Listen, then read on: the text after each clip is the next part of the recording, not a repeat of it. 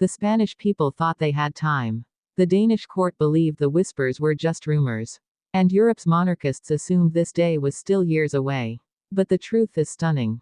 Princess Leonor of Spain is no longer just the heir to the throne. She is now the bride-to-be. Her marriage to Denmark's Prince Christian is not only real, it is happening next week. Why the sudden rush? Why the secrecy? And why now, at a time when both kingdoms face political uncertainty and questions of royal relevance? To understand this, we must go back. Not just to last year's sparkling gala in Copenhagen, but to the first time these two young royals crossed paths as children. It was a meeting orchestrated quietly, far away from cameras. A summer retreat, hosted by Queen Margrethe herself. Christian, the shy boy with a royal future but no clear role. Leonor, the Spanish crown jewel, destined for power yet raised in the shadow of constant expectation. They were placed side by side at a long family table. What followed was a bond so natural, so undeniable, that even their parents were startled. But Europe doesn't crown love stories so easily. Every gesture, every smile between them, was dissected.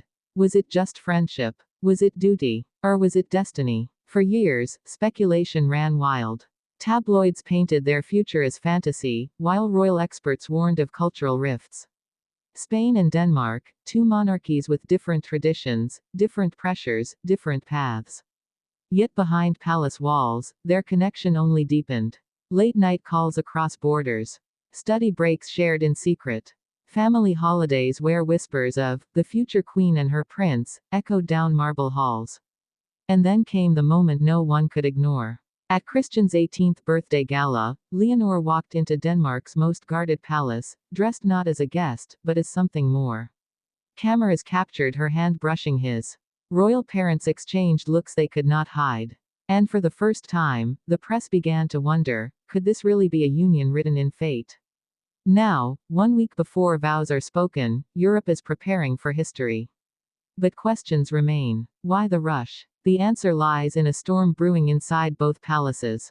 In Madrid, King Felipe has watched his daughter grow into a symbol of modern Spain. Yet whispers of republican sentiment, of anti-monarchist tides, have grown louder. The monarchy needs stability. They need unity. And Leonor's marriage to Christian is not just about love, it is about survival. In Denmark, the weight of transition presses heavily. Queen Margrethe has spoken of retirement. Crown Prince Frederik faces scrutiny. The public craves a fresh story. And Christian, once seen as an uncertain boy, now has a partner who can elevate him to Europe's most admired royal. Together, they are not just two heirs, they are a dynasty in the making. But what about family tensions? Reports suggest Queen Letizia of Spain was cautious. Protective. She worried her daughter was too young, too exposed, too bound by duty. She questioned whether Leonor could balance her future role as Spain's monarch with the demands of marriage abroad. Yet even Letizia could not deny what she saw, her daughter's certainty, her glow, her unshakable devotion. And so, after months of deliberation, the families agreed. The engagement was sealed, the date set, and now the world holds its breath.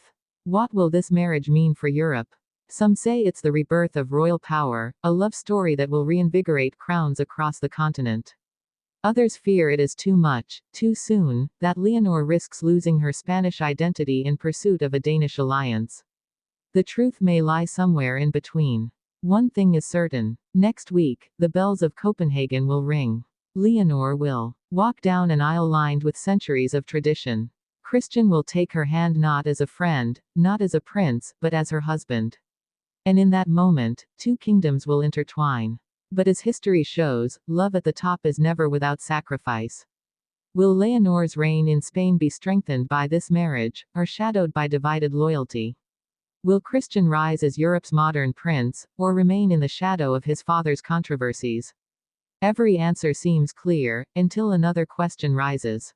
That is the nature of monarchy. A fairy tale in public, a battlefield in private. Yet as the wedding nears, one image defines everything. Leonor, standing before the altar, not as a princess, but as a young woman who has chosen love.